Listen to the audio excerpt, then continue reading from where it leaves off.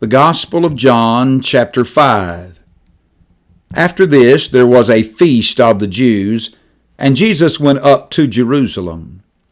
Now there is in Jerusalem by the sheep gate a pool, which is called in Hebrew Bethesda, having 5 porches. In these lay a great multitude of sick people, blind, lame, paralyzed, waiting for the moving of the water. For an angel went down at a certain time into the pool and stirred up the water.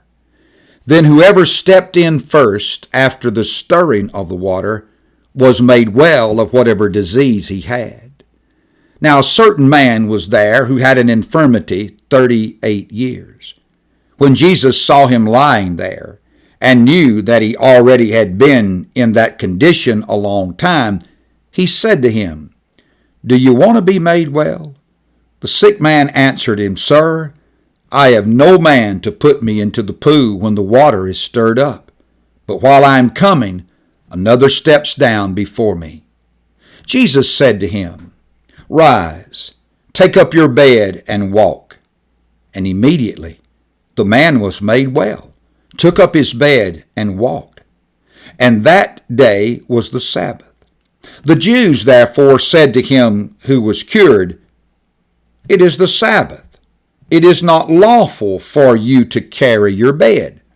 He answered them, "He who made me well said to me, 'Take up your bed and walk.'"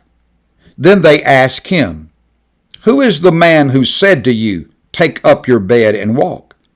But the one who was healed did not know who it was, for Jesus had withdrawn, a multitude being in that place. Afterward Jesus found him in the temple and said to him, "See, you have been made well. Sin no more, lest a worse thing come upon you." The man departed and told the Jews that it was Jesus who had made him well. For this reason the Jews persecuted Jesus and sought to kill him, because he had done these things on the Sabbath. But Jesus answered them, "My Father has been working until now, and I have been working." Therefore the Jews sought all the more to kill him, because he not only broke the Sabbath, but also said that God was his Father, making himself equal with God. Then Jesus answered and said to them, "Most assuredly I say to you, the Son can do nothing of himself, but what he sees the Father do. For whatever he does, the Son also does in like manner. For the Father loves the Son, and shows him all things that he himself does. And he will show him greater works than these, that you may marvel. For as the Father raises the dead and gives life to them, even so the Son gives life to whom he will. For the Father judges no one, but has committed all judgment to the Son, that all should honor the Son just as they honor the Father. He who does not honor the Son does not honor the Father who sent him. Most assuredly I say to you, he who hears my word and believes in him who sent me has everlasting life, and shall not come into judgment, but has passed from death into life. Most assuredly I say to you, the hour is coming, and now is, when the dead will hear the voice of the Son of God, and those who hear him will live. For as the Father has life in himself, so he has granted the Son to have life in himself, and has given him authority to execute judgment also, because he is the Son of Man.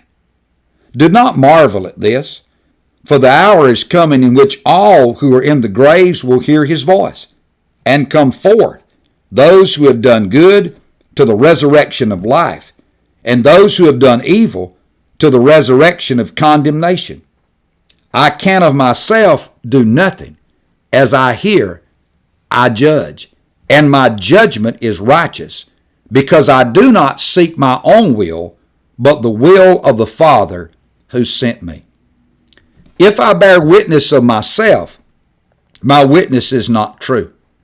There is another who bears witness of me, and I know that the witness which he witnesses of me is true. you have sent to John, and he has borne witness to the truth. Yet I do not receive testimony from man, but I say these things that you may be saved. He was the burning and shining lamp, and you were willing for a time to rejoice in his light. But I have a greater witness than John's, for the works which the Father has given me to finish, the very works that I do, bear witness of me, that the Father has sent me. And the Father himself, who sent me, has testified of me. You have neither heard his voice at any time, nor seen his form. But you do not have his word abiding in you, because whom he sent, him you do not believe. You search the Scriptures, for in them you think you have eternal life, and these are they which testify of me. But you are not willing to come to me, that you may have life. I do not receive honor from men, but I know you, that you do not have the love of God in you. I have come in my Father's name, and you do not receive me. If another comes in his own name, him you will receive. How can you believe, who receive honor from one another, and do not seek the honor that comes from the only God? Do not think that I shall accuse you to the Father. There is one who accuses you, Moses, in whom you trust. For if you believed Moses, you would believe me, for he wrote about me. But if you do not believe his writings, how will you believe my words?